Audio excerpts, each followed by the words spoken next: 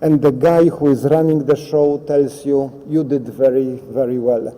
You just won $1,000. However, before you leave the room, you have to select one of two options. In a few seconds, I will give you two options. You will select one. And then whatever you select, there will be particular outcome and you are free to go.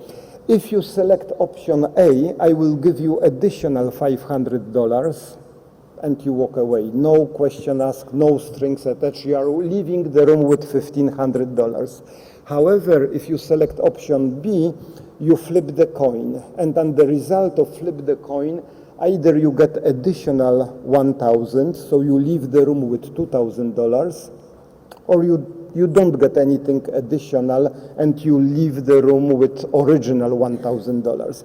And before I ask you the question, who of you would select option A, who of you would select option B, let me explain there is nothing to be afraid in this question, because really the question is about your desire to gamble, and there is no right or wrong answer. In the first option A, you are leaving room with $1,500 in your pocket. If you select option B, it is either $1,000 or $2,000. So if you repeat this experiment many, many times, so-called expected value would be also $1,500. So whatever you select, don't be afraid that you are making the wrong choice. My real question is whether you are willing to gamble.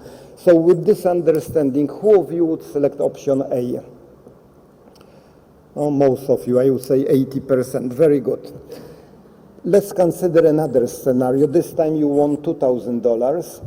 And again, the guy who is running the show is asking you to make a decision. But this time, if you select option A, you lose $500 from your winnings. So he takes away $500 and you leave the room. If you select option B, you flip the coin. And either you lose nothing, but you can lose $1,000. Who of you would select option A under circumstances? Again, there is no difference between A and B with expected value and so on. Who of you would select option A? No, much smaller number. I would say 80% in the first round and 50% at this scenario. So it seems to me that many of you changed your mind. Some of you raised your hand for A option in the previous scenario, and you didn't raise your hand for option A in this scenario, which is a bit surprising, because if you look at these two scenarios, I would argue that they are identical. In both cases, if you select option A, you leave the room with $1,500 in your pocket, no question asked. In both cases, if you select option B, you leave the room either with $1,000 or $2,000 on the flip of the coin. Model is the same. There is no difference whatsoever. There is no reason for you to change your mind. And I will tell you why some of you change your mind.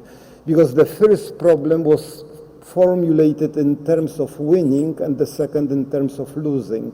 And we have some instinct reaction. We prevent losses, and this is why we behave. Very common phenomenon in problem-solving activities.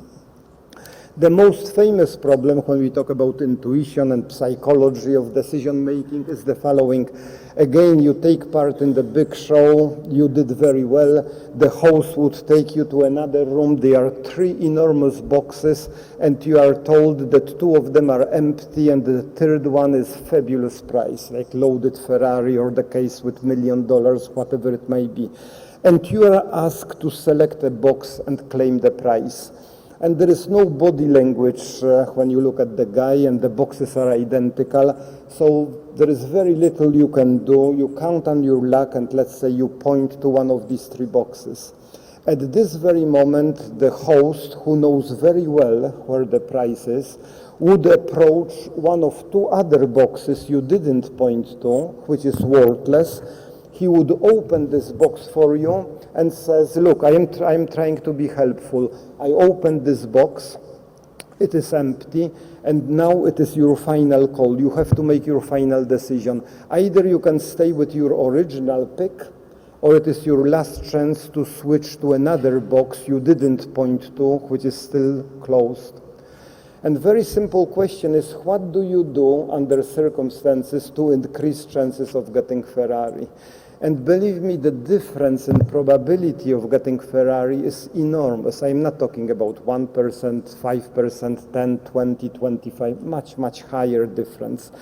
And of course, you needn't take my word. Those of you who are not familiar with this puzzle, go home, take your partner, take 3 cards, 1 high card, 2 small cards, repeat this experiment 20 times, and in 20 times you stick with your original decision, and another series of 20 experiments when you always switch to another box. And make note how many times you were successful in the first series of experiments, in the second series of experiments, and you will see unbelievable difference in your success rate. And then you can wonder why it is so. So again, rule 3 and the final rule for problem-solving activity is that solid calculations and reasonings are much more meaningful when you build a model of a problem, you define variables, objectives, constraints, and such a model, which might be a picture, it might be, rectangle with few arrows and some triangles, some visual representation of the problem. Usually it is very helpful, very important step.